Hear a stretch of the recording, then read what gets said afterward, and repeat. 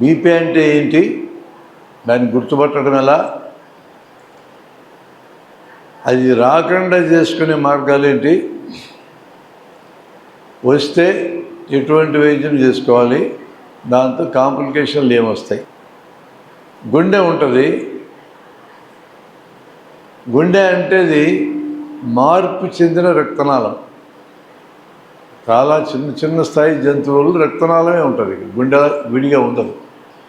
మనిషి అభివృద్ధి అయినటువంటి జీవి కాబట్టి ఈ పాలిచ్చే జంతువులన్నిటికీ గుండె నిర్మాణం అనేది ఉంటుంది. ఎడపక్క భాగం, కుడిపక్క భాగం అని. కుడిపక్క ఉండే భాగం శరీరంలోంచి రక్తాన్ని తీసుకుంటుంది. పైనుంచి ఒక పెద్ద రక్తనాళం, కింద నుంచి ఒక రక్తనాళం తీసుకొని ఈ రక్తాన్ని ఊపిరితిత్తులకు పంపుతుంది. ఈ రక్తనాళం ద్వారా రక్తం తీసుకున్నప్పుడు పేగుల నుంచి వచ్చిన రక్తంలో ఆహారం వస్తుంది రక్తంలోకి. పేగుల దగ్గర నుంచి లాక్కుంటుంది ఆహారాన్ని. ఈ ఆహారం లాక్కున్న ఈ రక్తనాళాల ద్వారా ఊపిరితిత్తుల్లోకి రక్తాన్ని పంపిస్తుంది. ఊపిరితిత్తుల్లో మన రక్తంలో ఉన్న కార్బన్ డైఆక్సైడ్ బయటికి నెట్టి ఆక్సిజన్ లోపలికి తీసుకుంటుంది. అంటే మన శరీరానికి అవసరమైన శక్తి చాలా అవసరం. శక్తి కావాలి అంటే పేగుల నుంచి పిండి పదార్థాన్ని తీసుకోవాలా, ఆహారాన్ని తీసుకోవాలా. ఈ ఆహారానికి ఆక్సిజన్ కలిపి భస్మం అయితే శక్తి బయటకు వస్తుంది. కాబట్టి ఆక్సిజన్ ఊపిరితిత్తుల్లోంచి, ఆహారం పేగుల్లోంచి కుడిపక్క గుండె భాగం రక్తాన్ని తీసుకుని ఊపిరితిత్తులకు పంపినప్పుడు అక్కడ శుద్ధి అవుతుంది. అంటే ఆక్సిజన్ వచ్చి కార్బన్ డైఆక్సైడ్ బయటికి పోతుంది. అది తిరిగి మళ్ళీ గుండెలో ఎడం భాగానికి వస్తుంది. ఎడం భాగం నుంచి శరీరంలో కింద భాగానికి, పై భాగానికి ఈ మంచి రక్తం అనేది సరఫరా జరుగుతుంది. ఆ సరఫరా జరిగినప్పుడు ఆహారం, ఆక్సిజన్ రెండు సరఫరా అవుతాయి. కణజాలాల దగ్గర, అంటే ప్రతి కణము దగ్గర కూడా ఈ ఆహారం భస్మమై శక్తి విడుదలవుతుంది. ఇది గుండె చేసే పనులు అతి ముఖ్యమైన పని. శరీరంలో అన్ని భాగాలకి రక్తం సరఫరా చేయడం. రక్తం సరఫరా చేసే క్రమంలో ఆహారాన్ని, ఆక్సిజన్ అందించటం, శరీరం బతకడానికి అవసరమైన ఏర్పాటు గుండె చేస్తుంది. ప్రధానమైన రక్తనాళాల సైజు 5 లీటర్లు ఉంటుంది. రక్తం కూడా 5 లీటర్లు ఉంటుంది. 5 లీటర్ల ఘనపరిమాణంలో 5 లీటర్ల ఘనపరిమాణం కలిగిన రక్తం తిరుగుతూ ఉన్నప్పుడు ఒక ఒత్తిడి రక్తనాళాల మీద మెయింటైన్ అవుతూ ఉంటుంది. ఆ ఒత్తిడిని టెన్షన్ అని పిలుస్తారు. ఆ ఒత్తిడి లేకపోతే రక్తం ప్రసరణ జరగదు. అది పెరిగితే హైపర్ టెన్షన్ అంటారు, తగ్గితే హైపో టెన్షన్ అంటారు. ఈ హైపర్ టెన్షన్ అనేదాన్నే మనం బీపీ అంటాం. ఐబీపీ. హైపర్ టెన్షన్ అంటే ఒత్తిడి పెరిగిందని అర్థం. నార్మల్ ఒత్తిడి అవసరం. రక్త ప్రసరణ జరగాలి అంటే గుండె ఇట్లా కొట్టుకున్నప్పుడు రక్తం ముందుకు నెట్టేస్తుంది. ఆ నెట్టినప్పుడు ప్రవాహం జరుగుతూ ఉంటుంది. మళ్ళా వ్యాకోచం చెందినప్పుడు ఊపిరితిత్తుల్లోంచి రక్తాన్ని లాక్కుంటుంది, శరీరంలోంచి లాక్కుంటుంది. నెగిటివ్ ప్రెషర్ వస్తుంది. కాబట్టి గుండె కంట్రాక్ట్ అయినప్పుడు రక్తాన్ని బయటికి నెడుతుంది, రిలాక్సేషన్ అయినప్పుడు రక్తం లోపలికి లాక్కుంటుంది. అందుకని గుండె పనిచేయటం ద్వారానే రక్త ప్రసరణ జరుగుతుంది. రక్త ప్రసరణ జరిగితేనే శరీరానికి ఆహారం అందుతుంది, ఆక్సిజన్ అందుతుంది. మన శరీరం బతకాలంటే గుండె కొట్టుకుంటూ ఉండాల్సిందే. గుండె కొట్టుకోవడం ద్వారానే రక్తనాళాల్లో టెన్షన్ మెయింటైన్ అవుతుంది. ఆ టెన్షన్ పెరిగితే అధిక రక్తపోటు అంటాం, తగ్గితే అల్ప రక్తపోటు అంటాం. ఇంగ్లీష్లో హైపర్ టెన్షన్, హైపో టెన్షన్ అని పిలుస్తాం. రెండు ప్రమాదమే. తగ్గిన ప్రమాదమే, తీవ్రంగా పెరిగిన ప్రమాదమే. ఒక రేంజ్లో ఉంటే ఇబ్బంది లేదు. గుండె సంకోచం చెందినప్పుడు సడన్గా రక్తాన్ని బయటికి నెడుతుంది పెద్ద రక్తనాళాల్లోకి.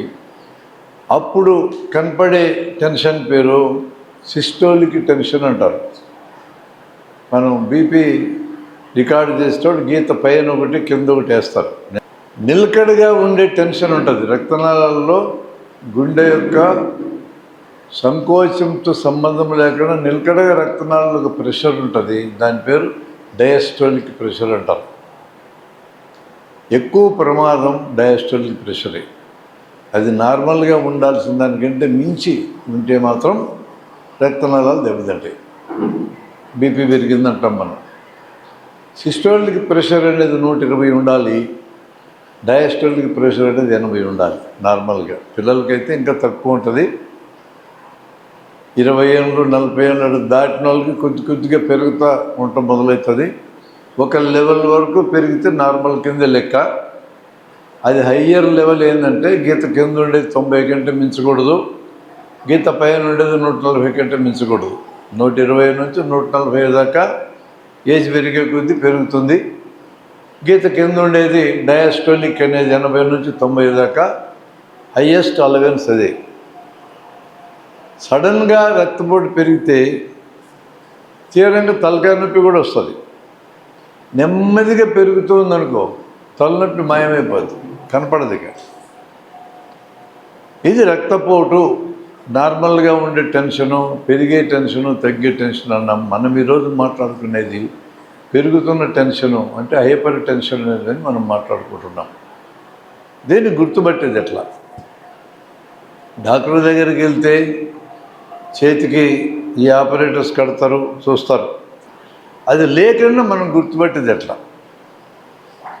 తలకాయ నొప్పి రావడం, ఏ ఇతర కారణాలు మనకు కనపడకుండా ఉంటే, తలకాయ నొప్పికి చాలా కారణాలు ఉన్నాయి.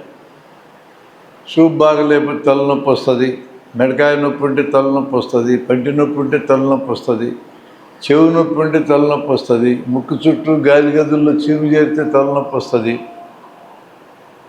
ఒక గంట సేపు ఎవడన్నా తలకాయ తింటే కూడా తలనొప్పి వస్తుంది, మన వీధుల్లో ఒక గంట తిరిగితే కారు వదిలే ఎగ్జాస్ట్లో ఉన్న కార్బన్ మొనాక్సైడ్ అనే పదార్థం వల్ల తలనొప్పి వస్తుంది. ఇన్ని కారణాలు తలనొప్పికి ఉన్నాయి.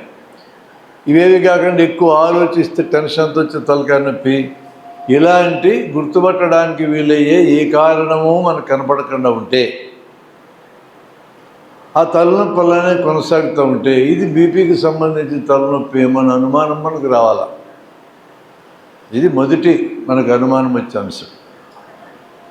ఇంకది కాకుండా కోపం రావడము, చిరాకు రావడము, అలసట రావడం, విసుక్కోవడము, కాసేపు పని చేయగానే కూర్చోవాలనిపించడం, కొంతమందికి కొద్దిగా ఆయాసం రావడం, కొంతమంది కాళ్ళలో నీరు చేరడం, ఇలాంటి నాన్ స్పెసిఫిక్, ఇవన్నీ నిర్దిష్టమైన లక్షణాలు కాదు ఇవి. కోపం అనేక కారణాలతో వస్తుంది, విసుగు అందుకే వస్తుంది, రకరకాల కారణాలు. చిరాకు కూడా రకరకాల కారణాలు ఉంటాయి. కానీ బీపీలు కూడా వస్తాయి. ఇవి తల తిరగడం, దానికి చాలా కారణాలు ఉన్నాయి. అందుకే వీటిని నాన్ స్పెసిఫిక్ అంటాం, నిర్దిష్టమైనవి కాదు. బీపీలో ఖచ్చితంగా ఇది బీపీ లక్షణమే అని చెప్పడానికి పనికొచ్చే లక్షణాలు మీకు ఉండవు. అనేక ఇతర జబ్బుల్లో వచ్చే లక్షణాలు ఇక్కడ కూడా కనపడుతూ ఉంటాయి. ఆ ఇతర జబ్బులు ఏవి మనకి స్పష్టంగా కనపడినప్పుడు బీపీని అనుమానించాలా. అనుమానిస్తే బీపీ చూపించుకోవాలి. ఉదయం కంటే సాయంత్రం 10 మిల్లీమీటర్లు ఎక్కువ ఉంటుంది బీపీ. కాబట్టి మీకు కరెక్ట్ బీపీ తెలియాలంటే ఉదయం చూపించుకోవడం మంచిది. సాయంత్రం ఒక 5-10 ఎక్కువ ఉంటుంది కాబట్టి దాన్ని ప్రామాణికంగా తీసుకోలేము మనం. రోజంతా పని చేసి అలసిపోయి ఉన్నప్పుడు బీపీ కొంచెం పెరుగుతుంది, ఫ్రెష్గా నిద్ర లేవగా తక్కువ ఉంటుంది. బీపీ పూర్తి స్థాయిలో మనకి హైపర్ టెన్షన్ అనే జబ్బు పూర్తి స్థాయిలో మనకి రావడానికి ముందు లెబైల్ స్టేజ్ అని ఒక స్టేజ్ ఉంటుంది. అంటే అప్పుడప్పుడు బీపీ వస్తుంటుంది, మళ్ళీ నార్మల్ అవుతుంటుంది, మళ్ళీ వస్తుంటుంది, నార్మల్ అవుతుంటుంది. ఈ రకమైన స్టేజ్ షుగర్లో కూడా ఉంటుంది. అంటే పూర్తిగా జబ్బు స్థిరపడక ముందుండే దశ. ఒక్కొక్కసారి ఈ దశ 6 నెలల నుంచి 4-5 ఏళ్ళు కూడా ఉంటుంది. ఆ దశలో కనిపెట్టడం ఎట్లా? ఎక్కువ టెన్షన్ ఉంది, లేదా ఏదన్నా ఆపరేషన్ చేయాలంటే భయం కలిగింది, పోయి హాస్పిటల్లో చూపించుకుంటే అప్పటిదాకా నార్మల్ ఉండేది బీపీ పెరిగినట్టు కనపడుతుంది. ఇక ఆపరేషన్ ఏం లేదు, ఇంటికి పోతే మళ్ళీ తగ్గిపోతుంది. ఇది లెబైల్ స్టేజ్ లక్షణం. అది అంటే తాత్కాలికంగా కనపడే లక్షణం. ఏమైనా బీపీ ఇతనికి ఉంది అని తేల్చాలంటే డాక్టర్లు ఏం చేస్తారంటే ఒక్కసారి బీపీ రీడింగ్ చూసి నీకు బీపీ ఉందని చెప్పరు. నార్మల్ కంటే కొంచెం ఎక్కువ ఉన్నప్పుడు ఒక్క రీడింగ్తో చెప్పకూడదు. ఒక వారం ప్రతిరోజు ఒకే టైంకి ఒకే హాస్పిటల్లో వీలైతే ఒకే డాక్టర్తో ఒకే బీపీ ఆపరేటర్స్ కూడా మార్చకూడదు. అలా చూపించుకుంటే వాటన్నిటిని ఒక నోట్స్లో రాసుకుంటూ పోతే అది ఎన్ని రోజులు పెరిగినట్టుంది, ఎన్ని రోజులు తగ్గినట్టుందని దాన్ని బట్టి మీరు తాత్కాలిక స్టేజ్లో ఉన్నారా, బీపీ నిర్ధారణ అయిపోయిన స్టేజ్లో ఉన్నారా డాక్టర్ కనుక్కుంటాడు. అలా బీపీ ఉందని నిర్ధారణ చేసుకునేదాకా మీకు మందులైతే వాడరు. తర్వాత లెబైల్ స్టేజ్ అంటే తాత్కాలికమైన స్టేజ్లో ఉన్నప్పుడు లేదా బీపీ ఎస్టాబ్లిష్ అయిన మొదటి దశలో అంటే మైల్డ్గా బీపీ ఉంటుంది. 120/80 ఉండాల్సింది 126, 124/84, 84, 84 అట్లున్న టైంలో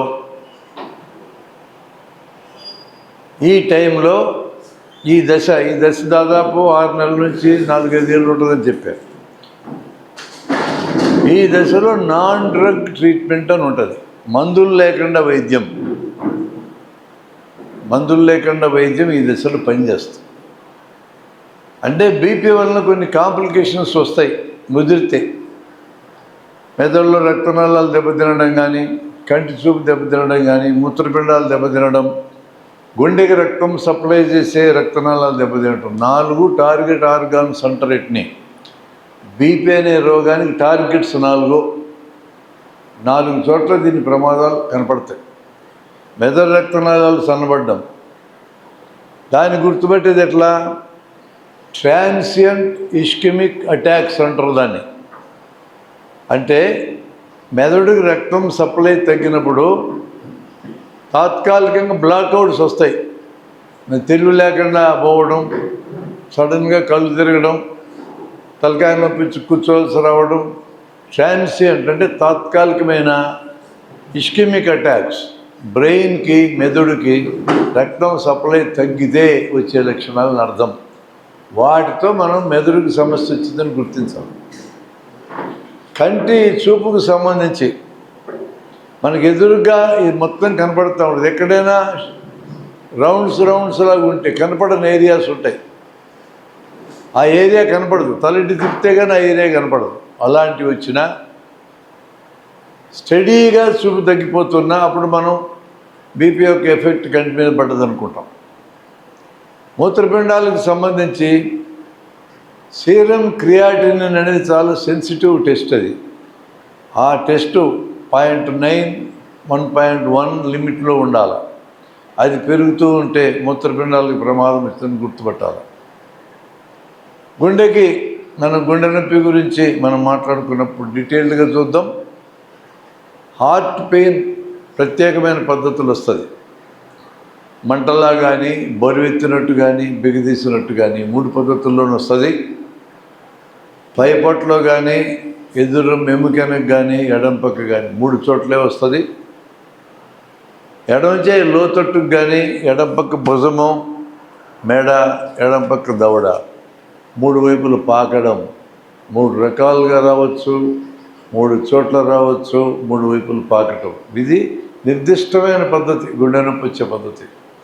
అలాంటి నొప్పి అప్పుడప్పుడు వస్తూ ఉంటే అప్పుడు గుండెకి రక్తం సప్లై చేసే రక్తనాళాలు సన్నబడ్డట్టు లెక్క.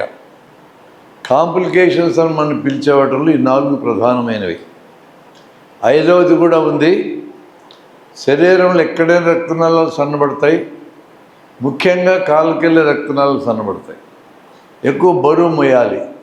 కాళ్ళు శరీరం బరువే కాదు, రక్తం యొక్క బరువు కూడా కాళ్ళలో రక్తనాళాలు మోయాలి. అవి తొందరగా దెబ్బతింటాయి. మిగతా చేతులకు ఉండే రక్తనాళాల కంటే కూడా, తల దగ్గర ఉండే రక్తనాళాల కంటే కూడా ఫస్ట్ కాళ్ళని దెబ్బతింటాయి. అట్లా మనం ప్రధానమైన కాంప్లికేషన్స్ 4. కొంచెం అంత ప్రధానంగా అన్నటువంటిది కాళ్ళ రక్తనాళాలు. ఒక్కొక్క దాని గురించి వివరంగా మళ్ళీ చూద్దాం. వీటిని ఏదైనా మనకి అనుమానంగా కలిగితే వీటిల్లో అప్పుడు మనం రక్తపోటు చూపించుకోవాలి. మీకు ఏ కారణంతోనైనా సరే రక్తపోటు ఉందేమని అనుమానం వస్తే 20 ఏళ్ళు దాటిన వాళ్ళకి కారణం ఫలానా లేదు. ఎందుకంటే రక్తపోటుకి స్పెసిఫిక్ లక్షణాలు లేవు, అన్నీ నాన్ స్పెసిఫిక్. అంటే ఆ లక్షణాలు ఇతర జబ్బుల్లో కూడా వస్తాయి కాబట్టి ఇది రక్తపోటు లక్షణాలే అని చెప్పడానికి మనకు కుదరదు. తలనొప్పి, తలదిరుగుడు, చిరాకు, కోపం వస్తూ ఉంటే డౌట్ వస్తుంది. చాలామందికి ఇళ్లలో డౌట్ వస్తే రక్తపోటు ఉందని చెక్ చేసుకోవాలి. కనుక్కునే పద్ధతి బీపీ ఆపరేటర్స్ అనే దాంతో లెక్కేస్తే ఖచ్చితంగా తెలిసిపోద్ది. చాలా చిన్న టెస్ట్ ఇది. ప్రతి హాస్పిటల్లో ఈ బీపీ ఆపరేటర్స్ ఉంటుంది. ఇది బీపీ ఆపరేటర్స్, చాలా సింపుల్ ఇన్స్ట్రుమెంట్. ఇది 1000 రూపాయల కంటే ఉండదు. ఇది మెర్క్యూరీ ఉంటుంది ఈ ట్యాంకులో. ఇక్కడున్న ట్యాంకులో మెర్క్యూరీ ఉంటుంది. మెర్క్యూరీ ప్రెషర్తో లెక్కేస్తారు. 300 దాకా ఉంటుంది ఇక్కడ క్యాలిబ్రేషన్. 300 దాకా జనం పెరిగితే చచ్చిపోతారు, అందుకని హైయెస్ట్ లిమిట్ పెట్టుకున్నారు. దీన్ని చేతికి కట్టి చూస్తారు. చొక్కా పైకి తీసుకో.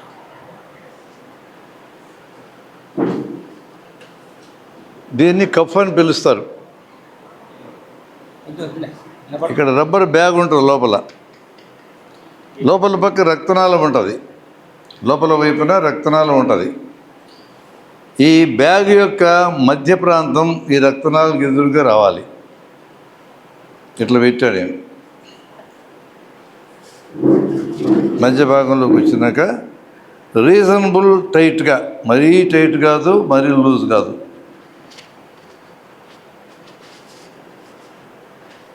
ఇలా కట్టేశారు. Now it is ready. ఈ రబ్బర్ సంచి సెంటర్లో పెట్టాం.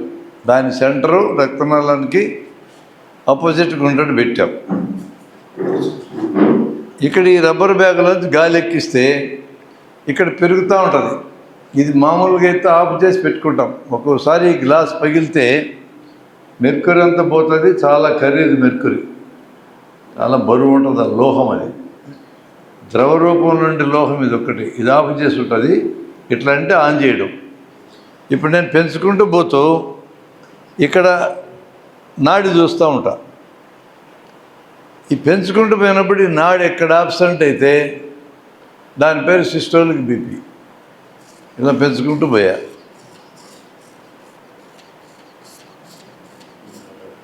నెమ్మదిగా దించుకుంటూ వస్తాను. దాన్ని 150 దగ్గర సిస్టోలిక్ ఉంది. డయాస్టోలిక్ అని ఉంటుంది. అది తెలుసుకోవాలంటే స్టెథోస్కోప్ ఉండాలి. స్టెథోస్కోప్ ఇక్కడ పెడతాం ఈ రక్తనాళం మీద, చెవితో వింటుంటాం. అది దించుకుంటూ వచ్చినప్పుడు 150 సిస్టోలిక్ అని నేను చెప్పా. ఇక్కడ శబ్దాలు వినపడటం మొదలెడతాయి. చెవులో శబ్దాలు వినపడటం మొదలై ఆ శబ్దాలు మార్పు చెందుకుంటూ వచ్చి చివరికి ఆగిపోతాయి. ముందు శబ్దం స్టార్ట్ అయ్యేది సిస్టోలిక్ బీపీ, గీత పైన ఉండేది. పూర్తిగా ఆగిపోయేది డయాస్టోలిక్. చేత్తో కూడా ప్రాక్టీస్ చేసి దాన్ని కనుక్కోవచ్చు. అది ప్రాక్టీస్ ఉండాలి డాక్టర్లకి. ఇక్కడ రక్తనాళం తెలుస్తుంది. ఈయనకి చేత్తో ప్రాక్టీస్ చేసినందువలన ఎంత వస్తుందో నేను చెప్తా ఇప్పుడు. అంటే ఆ ఒత్తిడిలో తేడాన్ని బట్టి కనుక్కోవాలి.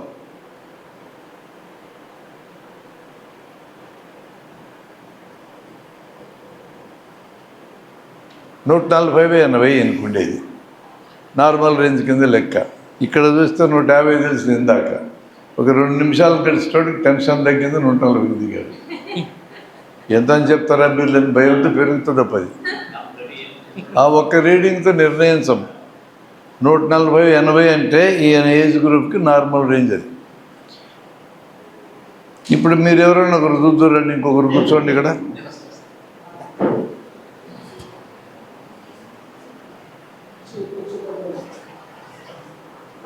ఇది చూడడంగానే మీరు నేర్చుకుంటే మీ ఆఫీస్ కూడా పెట్టుకోవచ్చు.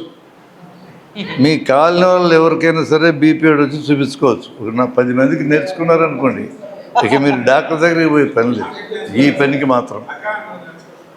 పోతే ఏంటి అనొచ్చు మీరు, బీపీ ఉందని తెలుసుకుంటే అప్పుడు పోవచ్చులే, నేర్చుకోవడానికి ఏమైంది ఇబ్బంది. మీరు ఎవరైనా చూద్దురండి, నువ్వు ఇక్కడ ఏళ్ళు పెట్టి తెలుస్తుంది నాడి, తెలుస్తుందా? గట్టిగా నొక్కొద్దు, లైట్గా పట్టుకో, ఇక్కడ కూడా తెలుస్తుంది చూడు. ఇక్కడ ఆ ఏళ్ళు తెచ్చుకో, నేను చూసి చెప్తానండి ఫస్ట్.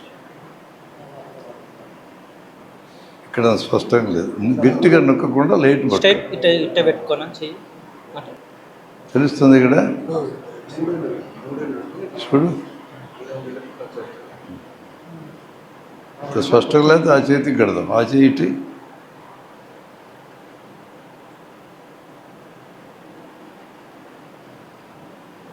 ఇటుపక్క ఎక్కువ స్పష్టంగా ఉన్నాడు అంటే ఒక్కోసారి చేతికి కూడా తేడా ఉంటుంది.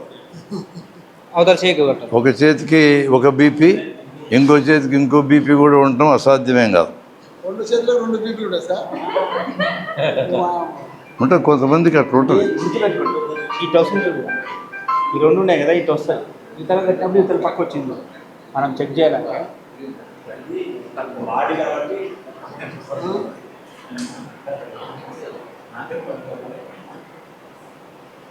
ఇట్లా ఇక్కడ నాటి తెలుస్తుంది చూడు, ఇక్కడ ఏళ్ళు పెట్టు,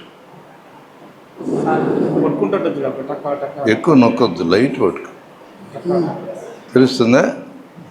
ఇది పట్టుకో, దీన్ని చూస్తుండు, ఒత్తు పైకి పెరుగుతుంది, ఒత్తుకుంటూ పో, అది అక్కడ చూస్తూ ఉండాలా, చేత్తో ఒత్తు ఉండాలా. ఇది పైకి, అది తెలియడం ఆగిపోయేదానికి ఇంకా పైకి పో, ఇంకా దించుకుంటురా, ఎక్కడ తెలుస్తుంది నేను చూసి చెప్తా, తర్వాత నువ్వు చెక్ చేద్దు.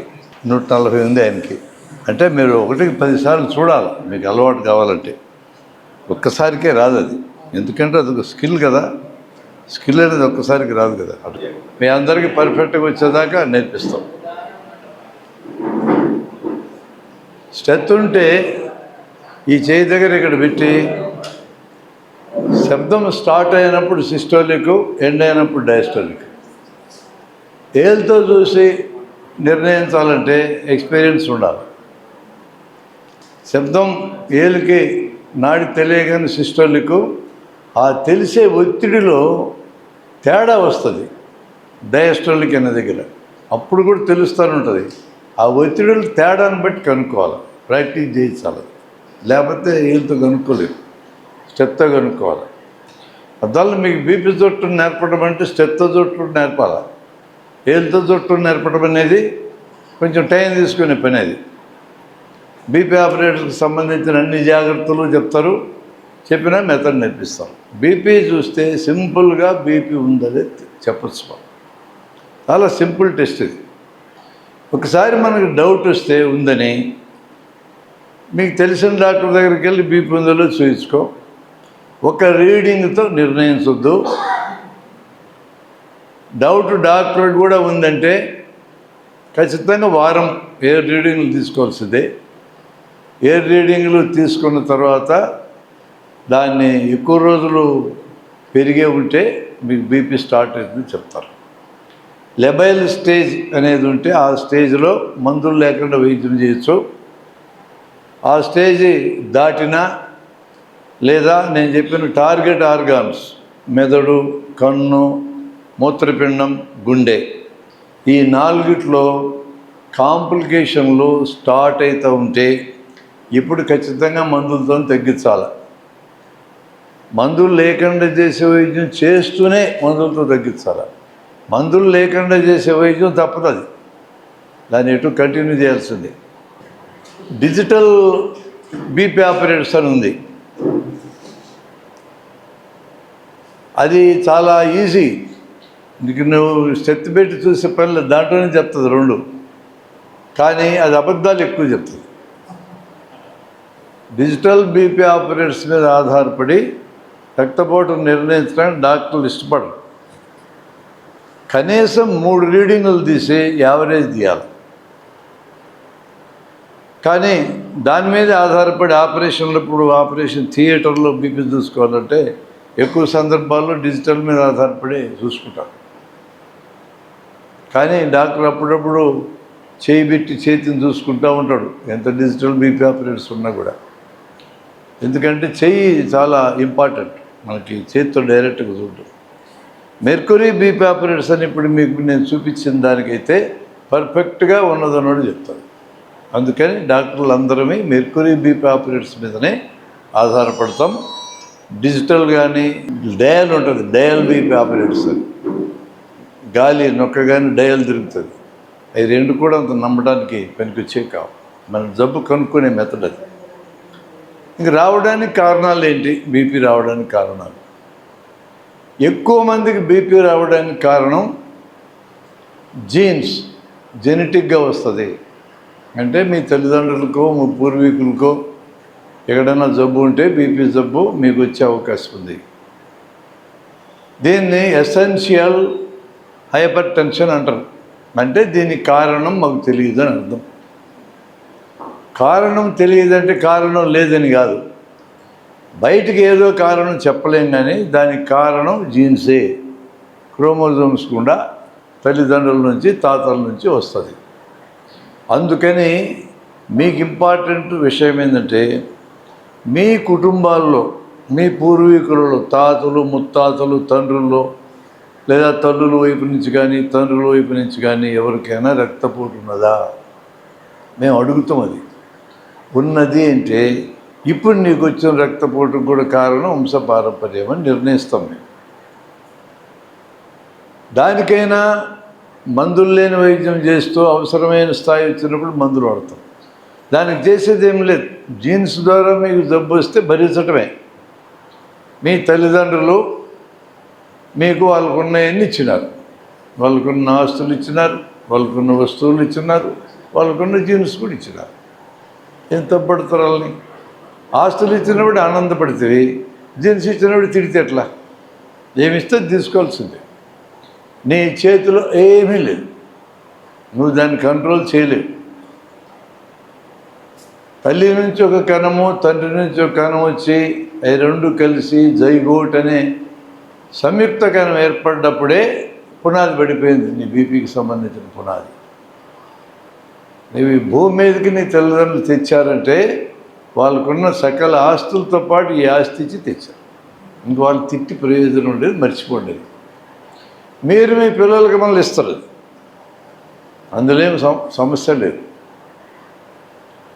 ముందే తెలిస్తే కుటుంబంలో రన్ అవుతుంది బీపీ అని ముందే తెలిస్తే కొన్ని జాగ్రత్తలు తీసుకోవడం ద్వారా కాంప్లికేషన్స్ని కానీ మరణాన్ని కానీ వాయిదేయచ్చు, వీలైనంతకాలం వాయిదేయచ్చు. మధ్యలో మనం చెడగొట్టే కార్యక్రమం కొంత ఉంటుంది కదా, అది చేయకుండా ఉంటే చాలా జబ్బులకి కామన్ లిస్ట్ ఉంటుంది. ఇక్కడ కూడా షుగర్కి దీనికి కామన్ లిస్ట్ ఒకటి ఉంది, ఇతర జబ్బులకి దీనికి కామన్ లిస్ట్ ఒకటి ఉంది. దానికి వద్దాం మనం. కారణాల్లో పుట్టుకతో వచ్చేవి, పుట్టుకతో అంటే వంశపారంపర్యం వచ్చేది ముఖ్యమైనది అనుకున్నాం. మధ్యలో బీపీ వచ్చే కొన్ని ఉన్నాయి. మధ్యలో వచ్చే వాటిల్లో అడ్రినల్ గ్రంథి అని ఒక గ్రంథి ఉంటుంది, మన కిడ్నీస్ పైన చిన్న టోపీలా ఉంటుంది. దాంట్లో ఒక రకమైన ట్యూమర్ ఫియోక్రోమోసైటోమా అంటారు. ఆ ట్యూమర్ వస్తే బీపీ చాలా షూటప్ అయిపోద్ది. మామూలుగా రక్తపోటు పెరిగినట్టు ఉండదు. 120, 140 కాదు, 250, 260. గీత కింద ఉండేది 80, 90 దగ్గర ఉండదు, 160, 150 అట్లా ఉంటుంది. దాన్ని మ్యాలిగ్నెంట్ హైపర్ టెన్షన్ అంటారు. మ్యాలిగ్నెంట్ హైపర్ టెన్షన్ అని తీవ్రమైన రక్తపోటు ఎవరికి ఉన్నా ఫస్ట్ అడ్రినల్ గ్రంథిలో జబ్బు ఉందని చూసుకుంటాం. మీరు టెస్టులతో కనుక్కోవచ్చు. అడ్రినల్ గ్రంథిలో జబ్బు ఉందని కానీ కనుక్కుంటే మీ అంత అదృష్టవంతులు లేరు. ఆ ట్యూమర్ తీసేస్తే పరిష్కారం అయిపోతుంది, పర్మనెంట్గా పోతుంది బీపీకి. అడ్రినల్ గ్రంథిలో ట్యూమర్ ఎందుకు వచ్చింది వేరే సబ్జెక్ట్. అది ఉందని తెలిస్తే మాత్రం దాని ద్వారా వచ్చినటువంటి బీపీ దాన్ని తొలగిస్తే పోతుంది.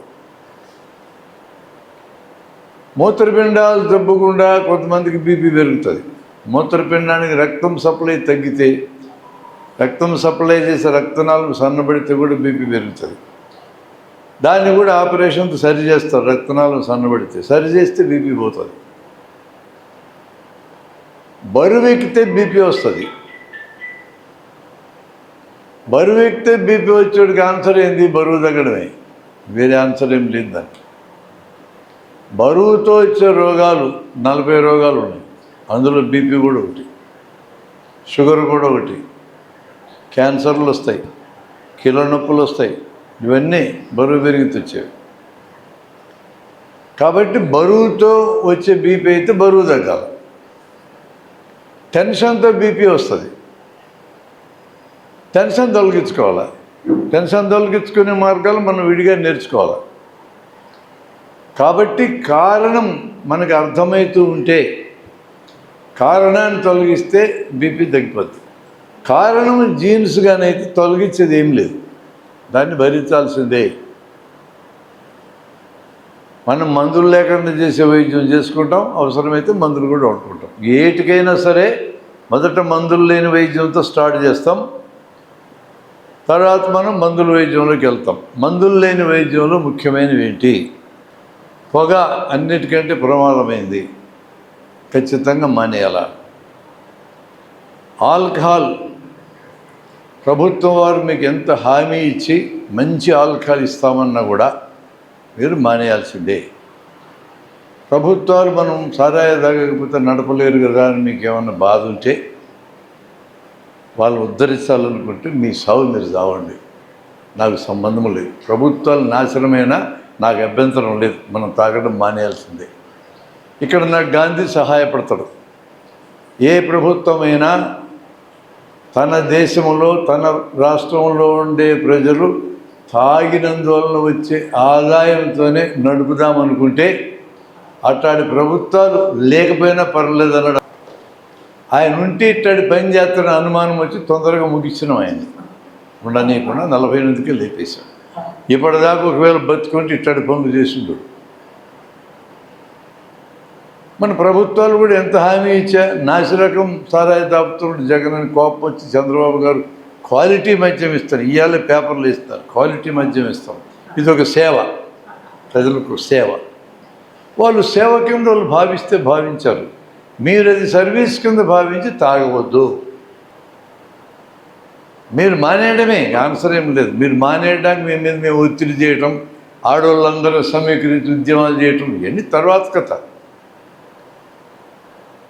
ఇంకా మన ఆడవాళ్ళకి మీ అంత బాగా అలవాటు రాలే, తెలంగాణలో వచ్చినట్టు. వస్తే వాళ్ళకు కూడా చెప్పాలి. మన ఆంధ్ర వాళ్ళు ఇంకంత అభివృద్ధి కాలే, సారాయి పనికిరాదు. ఎంత తాగితే ఏం కాదు కదా అని డాక్టర్లు అప్పుడప్పుడు చెప్తూ ఉంటారని మీరు నాకు చెప్తూ ఉంటారు. ఎవరు ఆ డాక్టర్లు అని ఎతికితే వాళ్ళు రోజు ఇంత తాగే బ్యాచ్ అయి ఉంటుంది. ఆడికున్న అలవాటుని సమర్థించుకోవడానికి నీకు కూడా తాగమని చెప్తున్నాడు. ఎంత తాగినా ప్రమాదమే, ఎంత తాగిన ప్రమాదమే. సారా ఎంత తాగినా ప్రమాదమే. శరీరానికి అవసరం లేని పదార్థం అది. కాబట్టి ఈ రెండు ఖచ్చితంగా ఎత్తిపోవాలి. మూడో ముఖ్యమైనది లైఫ్ స్టైల్ చేంజెస్, అంటే జీవన శైలి మార్పులు అనే దాంట్లో మూడో ముఖ్యమైనది టెన్షన్ లేకుండా బతకటం. యోగా చేస్తే పోతుందా టెన్షను? ధ్యానం చేస్తే పోతుందా? ఆయన గడ్డమైన ఉన్నాడు, ఆయన కోయంబత్తూరు దగ్గర, ఆయన దగ్గర కూర్చుంటే పోతుందా? ఈ ఊళ్ళో ఎన్జిఓ కాలనీ దగ్గర రామచంద్ర మిషన్ ఆడ కూర్చుంటే పోతుందా? ఆడ కూర్చున్నా మిత్రులరా మీ టెన్షన్లన్నీ బయట తగిలిచ్చి లోపలికి పోయి ధ్యానం చేస్తారు. ఇట్లా కాసేపు బయటికి రాగానే అన్నీ తగిలించుకొని వస్తాం, ఏం లాభం లేదు.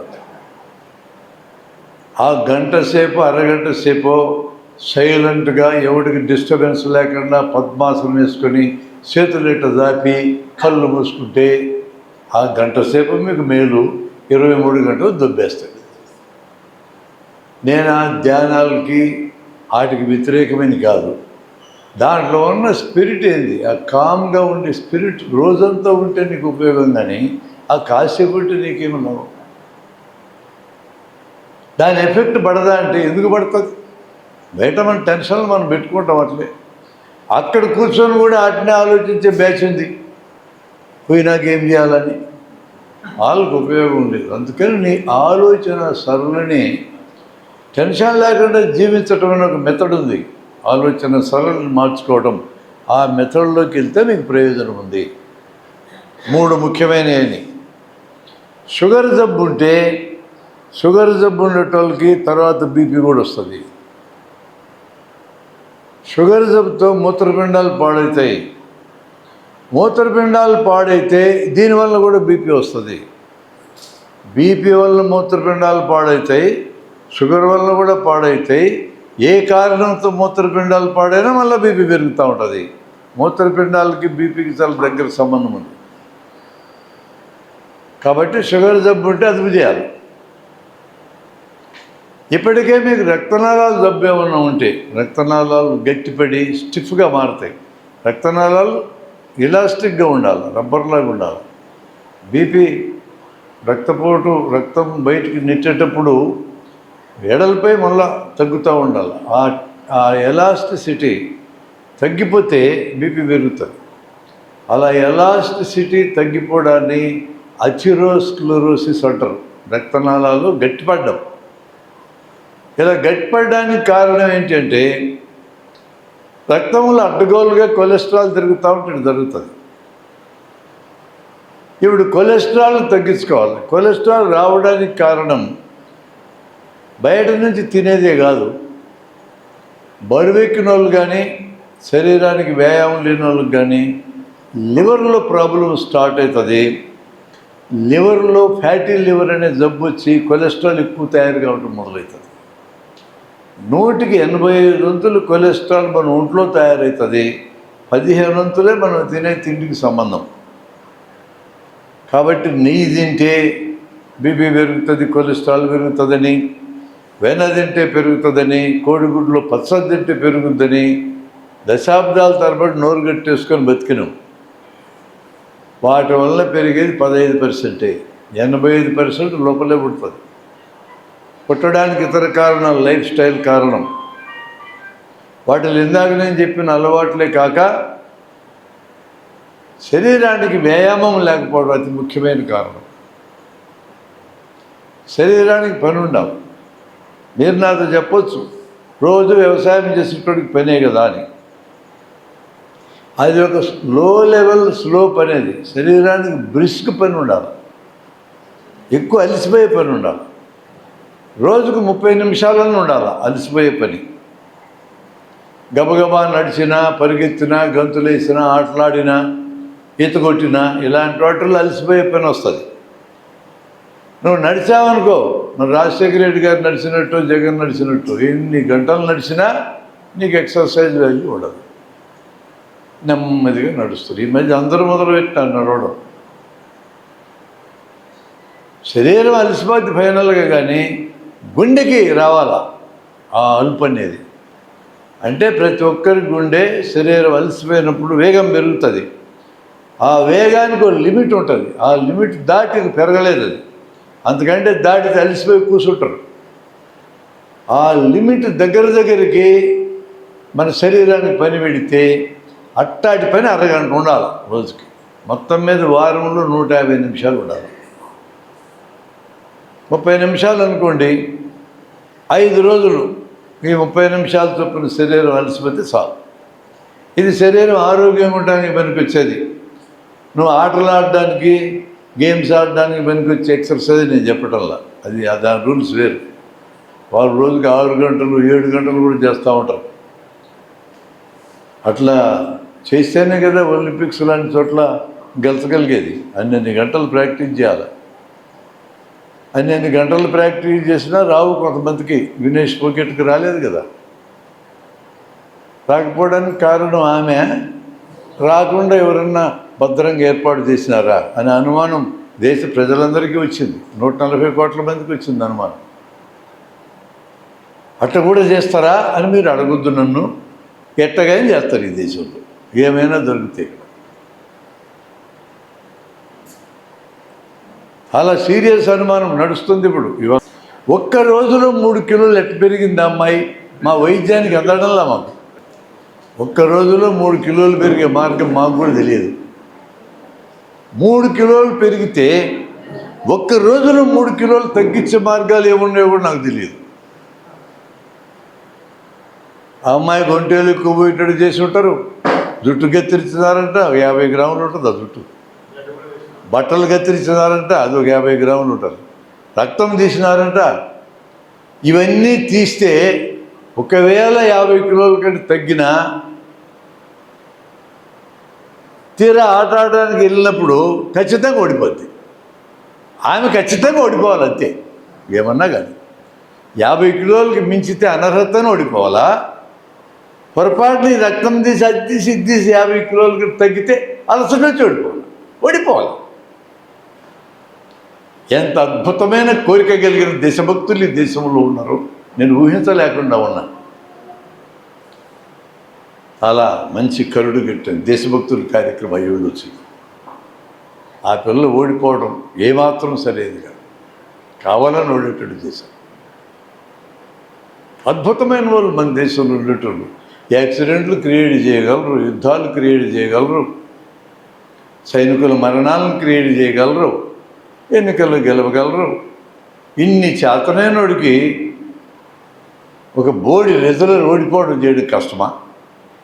వాళ్ళ ఎక్సర్సైజ్ వేరు, నేను మీకు చెప్పేది ఎక్సర్సైజ్ కాదు.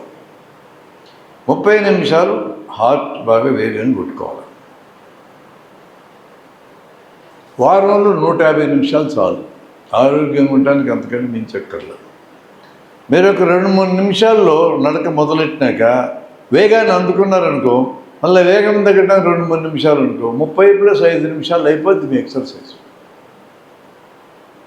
వార్మింగ్ అప్ అంటారు, మళ్ళా వెయిట్ తగ్గడానికి. సడన్గా ఆపేయమని చెప్పం. 2-3 నిమిషాలు పెంచండి, 2-3 నిమిషాలు తగ్గించండి.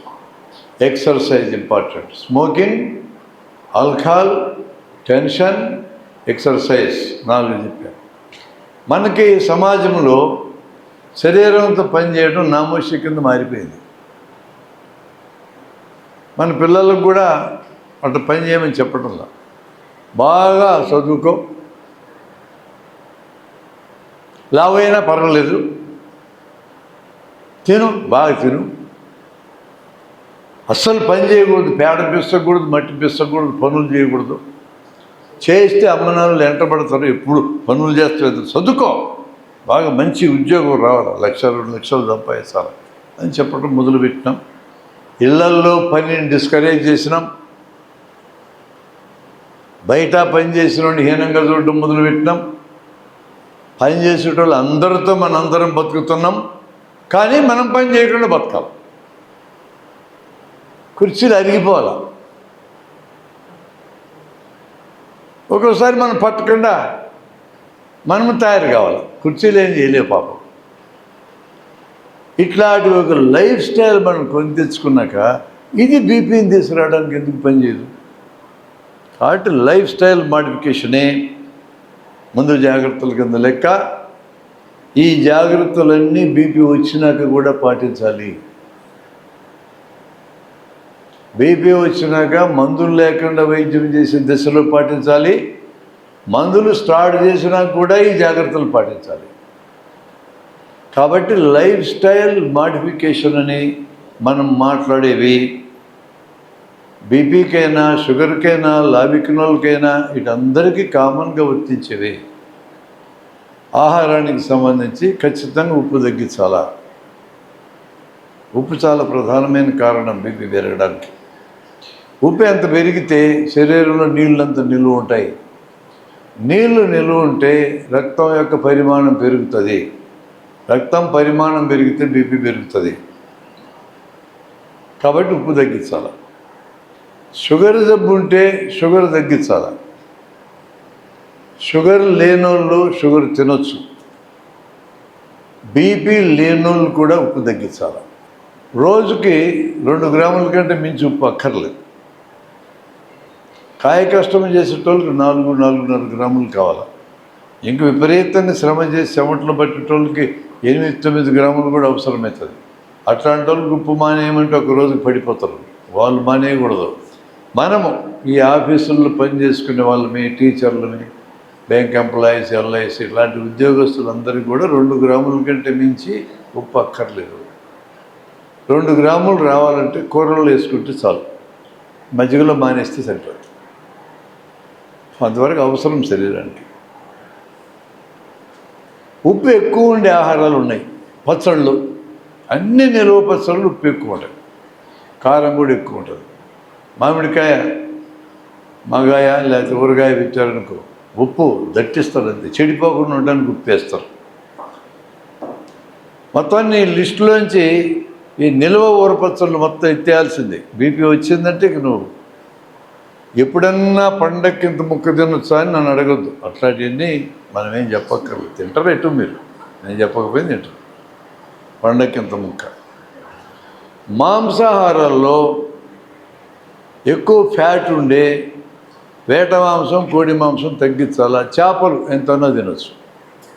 చేపల్లో ప్రోటీన్ మాత్రమే ఉంటుంది. బయట నుంచి వచ్చే కొలెస్ట్రాల్ కూడా తగ్గించాలా, ఎంతో కొంత తగ్గించాలంటున్నాం. కాబట్టి స్ట్రిక్ట్గా ఏం లేదు. రోజుకు ఒక కోడిగుడ్డు తినేటోడు పచ్చడి కూడా కలిపి తినొచ్చు, ఏం కాదు. మనకి మాంసకృతులు శరీరానికి అందడానికి కోడిగుడ్ల మీద ఆధారపడి 2-3 కోడిగుడ్లో ఉండే తెల్లది తినాలనుకున్న వాళ్ళు మాత్రం ఒక్క కోడిగుడ్లో ఉండే పచ్చడి తినొచ్చు, మిగతా 2 పిల్లలకి పెట్టాలి. పారేయద్దండి. బలిసిన వాళ్ళు ఉన్నారు, పచ్చడి పారేస్తారు. మనకి పారేసేంత సీన్ లేదు. మన పిల్లలకి పెడతాం, ఎదిగే పిల్లలకి. నెయ్యి అయినంతే, ఇంత నెయ్యి వేసుకుంటే ఏం కాదు. నూనెలు బాగా తగ్గించండి. రోజుకు నువ్వు ఎంత తగ్గిస్తామన్నా కూడా 40-50 గ్రాముల నూనె ఎటు అవసరం మనిషికి. అది ఏదో రూపంలో రావాల్సిందే, బయట నుంచి కూడా అందాల్సిందే. నూనెల్లో ఏ నూనె మంచిది? ఎంత ఎక్కువ రిఫైన్ అయితే అంత ప్రమాదం. ఏ నూనె అయినా రిఫైన్ నూనెలో రిఫైన్ చేయడానికి కెమికల్స్ వాడతారు. ఒక్కోసారి మనకి వేరుశనగ విత్తనాలతో ఎంత నూనె వస్తుందో లెక్కేసుకుంటే దానికంటే చౌకగా రిఫైన్డ్ నూనె వస్తుంది. ఎట్టొస్తుంది? అంతకంటే ఖరీదు తక్కువ నూనెలతో కల్తీ చేస్తారు, వేరే మార్గం లేదు. సన్ఫ్లవర్ ఆయిల్ అని, లిన్సీడ్ ఆయిల్ అని, రైస్ బ్రాన్ ఆయిల్ అంటే తవుడులో వచ్చినట్టు రకరకాల నూనెలు వస్తున్నాయి. ఒకే నూనె తినమని మేము సలహా ఇయ్యం. 2-3 నూనెలు కలుపుకొని మిక్సర్ వాడుకోండి అంటాం. నెలకంతా ఎంత వాడాలో అల్లవెన్స్ ఉంటుంది, అల్లవెన్స్కొని మెంచుకొని వాడుకోండి అంటాం. రోజువారీ 30-40 గ్రాములు తీసుకోమన్నాం. ఆ లెక్కలు ఇంట్లో అందరికీ లెక్కేసుకొని అంత నూనె తెచ్చుకొని తినొచ్చు. పూర్తిగా నోరు కట్టుకోవాల్సిన అవసరం లేదు నూనె, నెయ్యి ఇట్లాంటి వాటిల్లో. నాన్ వెజిటేరియన్ అయితే క్లియర్. ఒకవేళ చికెనే తినాలంటే గ్రిల్డ్ చికెన్ తినండి. గ్రిల్డ్ చికెన్ అంటే నిప్పు మీద కాలుస్తారు, ఆ చికెన్లో ఉండే ఆయిల్ అంతా పోతుంది, ఆ ఆయిల్తోనే కాలుతుంది. అది మాంసకృత్తులే మిగులుతాయి. అలాగే వెన్న, నెయ్యి, మిగడ ఇవన్నీ కూడా ఎక్కువ ఫ్యాట్ ఉండేవి. పాలలోంచి వచ్చే పదార్థాల్లో పన్నీర్ అంటే పూర్తిగా ప్రోటీన్, మాంసకృత్తులది, అది తినచ్చు, దాంట్లో ఫ్యాట్ ఉండదు. రైస్ ఏ జబ్బుకైనా ప్రమాదకరమే. అది షుగర్కైనా ప్రమాదమే, బీపీకైనా పెరుగుతుంది బీపీ. రైస్ ఎక్కువ తింటే ఫ్యాట్ తయారవుతుంది, ఫ్యాట్ తయారైతే శరీరం లావెక్కుతుంది. అందుకని రైస్ని తగ్గించడం అన్ని చోట్ల అవసరమే. రైస్ బదులు మనకైతే జొన్న రొట్టెలు బాగా దొరుకుతాయి కాబట్టి జొన్న రొట్టె, జొన్నలు, సజ్జలు, రాగులు పొట్టుతో సహా పిండి చేసుకుంటాం, అవి ఖచ్చితంగా మంచివి. ఇంకా ఇవి కాకుండా కొర్రలు, ఊరిగలు, ఆరికలు ఇట్లాంటివి కాదరవల్లి గారు చెప్తున్నారు 5 రకాలు, వాటిని తీసుకోవచ్చు. ఖరీదు తక్కువ తీసుకోండి. అవి రైస్కి పెట్టేదానికి 2 రెట్లు 3 రెట్లు పెట్టాలంటే జొన్నలు బెస్ట్ మనకి. వేరుశనగ విత్తనాలు నూనె ఉన్నప్పటికీ కూడా వేరుశనగ విత్తనాల్లో ప్రోటీన్ కూడా దండిగా ఉంటుంది. మనకు బాగా పండేది, ఖరీదు తక్కువైంది, ఫ్రీగా దొరికేది. ఎక్కువగా దొరికేది ఆరోగ్యకరమైన తిండి, అది తీసుకోవచ్చు. ఆహారంలో కొన్ని మార్పులు, శరీరానికి పని, టెన్షన్ లేకుండా ఉంటాం, పొగ సారాయి మందులు లాంటివి తినకుండా ఉంటాం, రోజు శరీరానికి ఎక్సర్సైజ్ ఉంటాం. వీటితో మనం బీపీని అదుపు చేయొచ్చు. కాంప్లికేషన్లు వస్తే మెదడు రక్తనాళాలు సన్నబట్టడం మొదలైన, గుండెలో రక్తనాళాలు సన్నబట్టడం మొదలైన, మూత్రపిండాలు దెబ్బతినటం మొదలైన, కంటి చూపులో తేడా వచ్చిన, కాలికెళ్ళే రక్తనాళాలు దెబ్బతిన్న 5 కాంప్లికేషన్లు వచ్చినా మందులు వాడక తప్పదు. ఒకసారి మందులు స్టార్ట్ చేస్తే మందులు డోసు పెంచడం తగ్గించడం తప్ప సున్నా చేయటం ఉండదు. మందులు ఆడబోయే ముందు ఖచ్చితంగా మీరు బీపీ వైద్యం చేసే డాక్టర్ దగ్గరికి వెళ్ళాల్సిందే ఒక్కసారైనా. దానికి మందులు 4-5 రకాల కేటగిరీస్ ఆఫ్ మందులు ఉంటాయి. ఎర్లీ కేసు అయితే ఒంటేలు ఎక్కువ పోయేటట్టు చేస్తారు, అంతకంటే ఏం మందు ఆడరు. టెన్షన్ ఉంటే టెన్షన్ పోవడానికి నిద్రపెట్టే మాత్ర ఇస్తారు, అంతే మొదటి దశలో. బీపీ పెరిగే కొద్దీ మీకున్న ఇతర కాంప్లికేషన్స్ ఆధారంగా వాటిని నీకు ఏది సూటబులో దాన్ని అతను డిసైడ్ చేసి చెప్తాం. అక్కడ డాక్టర్ దగ్గరికి ఒకసారి పోవాల్సింది తప్పదు. 3 నెలలకు 6 నెలలకు రివ్యూ చేసుకోవచ్చు. మీకు ఏ ఇతర లక్షణాలు రాకుండా, ఏ కాంప్లికేషన్లు లేకుండా, రిస్క్ ఫ్యాక్టర్స్ అని నేను చెప్పినవి లేకుండా ఉంటే 6 నెలలకు ఒకసారి చెక్ చేసుకొని మందు ఏమైనా అడ్జస్ట్ చేస్తే చేసుకుంటే చాలా, అంతకంటే అక్కర్లేదు. బీపీ నార్మల్ రేంజ్లో మీరు మందుల ద్వారా కానీ లేదా లైఫ్ స్టైల్ మార్పు చేసుకోవడం ద్వారా కానీ మెయింటైన్ చేస్తే దాదాపుగా బీపీ లేని వాళ్ళు బతికినంతకాలం బతుకుతాం. మనం ఎక్కడ నిర్లక్ష్యం చేస్తామంటే, మొదటిది రిస్క్ ఫ్యాక్టర్స్ గురించి జాగ్రత్త తీసుకోం, మొదటి తప్పది. రెండవది, ఒకసారి బీపీ వచ్చిన తర్వాత కాంప్లికేషన్స్ మొదలయ్యే ప్రమాదం ఉంటే మందులు వాడాలి.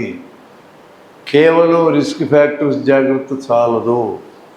మందులు వాడటం మొదలెట్టినాక తక్కువ డోసులోనైనా మందులు కంటిన్యూ చేయాలి. ఇవి కాకుండా మధ్యలో కొత్త సమస్యలు తెచ్చుకుంటే టెన్షన్ పెంచుకున్నాం అనుకో అదనంగా, అలాంటివి మనం చేసే కొన్ని పొరపాట్లు ఉంటాయి. వాటి మీద జాగ్రత్తగా కానీ ఉంటే బీపీని మనం అదుపు చేసుకొని నార్మల్ లైఫ్ లీడ్ చేయొచ్చు. షుగర్ను కూడా అదుపు చేసుకొని నార్మల్ లైఫ్ లీడ్ చేసే వాళ్ళు ఉన్నారు. 90 ఏళ్ళు 95 ఏళ్ళు బతికిన వాళ్ళు కూడా తెలుసు నాకు. నిర్లక్ష్యం చేయకుండా ఉంటే 2 జబ్బులు సైలెంట్ కిల్లర్సే అయినప్పటికీ కూడా అదుపులో చేసుకోవడం సాధ్యమే. బీపీకి జనరిక్ మెడిసిన్స్ కూడా బ్రాండ్ మందుల్లాగే పనిచేస్తాయి, ఏం తేడా ఉండదు. లో బీపీ అనేది నిర్దిష్టమైన సందర్భాల్లో తప్ప తక్కువ బీపీ ఉంటే యాక్సెప్ట్ చేస్తాం. 120/80 బదులు 100/70, 100/60 ఉన్న కూడా యాక్సెప్టెడ్. ఏ ఇతర లక్షణం లేకుండా లో బీపీ ఉంటే పట్టించుకోకర్లేదు. లో బీపీ వలన కళ్ళు తిరిగి పడిపోవడం, కళ్ళు తిరగడమే ప్రధానమైన సమస్య. అట్లాంటిది పదే వస్తూ ఉంటే ఇప్పుడు లో బీపీ కారణం ఏందో కనుక్కొని దానికి వైద్యం చేయించుకోవాలి. కొంతమందికి వాళ్ళ బాడీకి లో బీపీ ఉంటుంది, 100/70 అట్లా ఉంటుంది. వాళ్ళు ఆందోళన పడాల్సిన అవసరం లేదు, నీకు ఏ లక్షణం లేదు, వదిలేసే. పదే కళ్ళు తిరిగి పడిపోతూ ఉన్నారు, పని చేసుకోవడానికి ఇబ్బందిగా ఉంది. లో బీపీ వలన ఆ లక్షణం వస్తుందని డాక్టర్ గారిని కన్ఫర్మ్ చేస్తే దానికి వైద్యంలో భాగం కింద ఉప్పు కొంచెం మెచ్చమంటాడు, అంతే, అందుకంటే ఏం చెప్పడు. నిర్దిష్టమైన కారణంతో లో బీపీ ఇతర జబ్బులతో భాగం కింద వస్తే వాటిని బాగు చేస్తాం. అందువల్ల లో బీపీ ఎక్కువ ఆందోళన పడే సబ్జెక్ట్ కాదు. సడన్గా లో బీపీ వచ్చే సందర్భాలు కొన్ని ఉంటాయి. కళ్ళు తిరిగి పడిపోతాం, ఒక్కోసారి శరీరంలో రక్తమంతా కాళ్ళలోకి దిగిపోద్ది, పడిపోయినాక మళ్ళీ మెలకు వస్తుంది. ఎప్పుడైనా కళ్ళు తిరిగి అటు పడిపోతే మీకు మెడలో నాడి చూడండి, నాడి ఆగిపోతే గుండె ఆగిపోయినట్టు లెక్క, నాడి స్లోగా ఉంటే కళ్ళు తిరిగి పడిపోయినట్టు లెక్క. కళ్ళు తిరిగి పడిపోయిన వాళ్ళకి ఏం కాదు, కాళ్ళు నుండి ఎత్తి పట్టుకుంటూ 1 నిమిషంలో లేచి కూర్చుంటారు. వాళ్ళ ముఖాన్ని నీళ్ళు చల్లకపోయినా పర్వాలేదు, వాళ్ళు తట్టి లేపకపోయినా పర్వాలేదు, వాళ్ళే లేస్తాం. కాళ్ళు ఎత్తి పెట్టుకుంటూ సరిపోతుంది. కళ్ళు తిరిగి పడిపోయిన వాళ్ళని అట్లే నిలబడేటట్టు చేస్తే పడుకోవడానికి వీలు లేకుండా చచ్చిపోతారు. బస్సులో రద్దీగా ఉండి కదలడానికి వీలు లేకుండా జనం ఇరుక్కొని ఉన్నప్పుడు మనిషి కళ్ళు తిరిగి పడిపోతే చచ్చిపోయే ప్రమాదం ఉంది. చక్కని జనం సర్దుకోవాలి, పడుకోబెట్టాలి. అతను కాళ్ళు ఇట్లా ఎత్తి పెడితే కాళ్ళలో రక్తం అంతా గుండె దగ్గరికి, ఊపిరితిత్తుల దగ్గరికి, మెదడు దగ్గరికి వస్తుంది, తెలివి వచ్చేస్తుంది. సడన్గా కళ్ళు తిరిగి ఎప్పుడు తిరుగుతాయి? ఏదన్నా న్యూస్ విన్నామనుకో, భయంకరమైన న్యూస్, కళ్ళు తిరుగుతాయి. తిండి లేకుండా కొన్ని గంటల నుండి అట్ట నిలబడి పని చేస్తున్నాం అనుకో, కళ్ళు తిరుగుతాయి. అవి ప్రధానమైన సందర్భాలు. వాటిని ముందే తెలిస్తే అవాయిడ్ చేయటమే, నివారణ చేయటమే. ముందే తెలియక వస్తుంది, ఒక్కోసారి వచ్చినప్పుడు కాళ్ళు ఎత్తి పెట్టుకుని సరి. బీపీ పుట్టుకతో వచ్చేదాన్ని ఆపలేను, కానీ మీ కుటుంబంలో ఆ హిస్టరీ ఉందని మీకు తెలిసినాక మొదటి నుంచి లైఫ్ స్టైల్ మాడిఫికేషన్స్ చేసుకోండి. అది రావడమే వాయిదా పడుతుంది, కానీ వస్తుంది. కానీ ఆ లైఫ్ స్టైల్ మాడిఫికేషన్, జీవనశైలి మార్పులు చేస్తూ ఉంటే మీకు ఎక్కువ నష్టం లేకుండా మామూలుగా జీవించవచ్చు.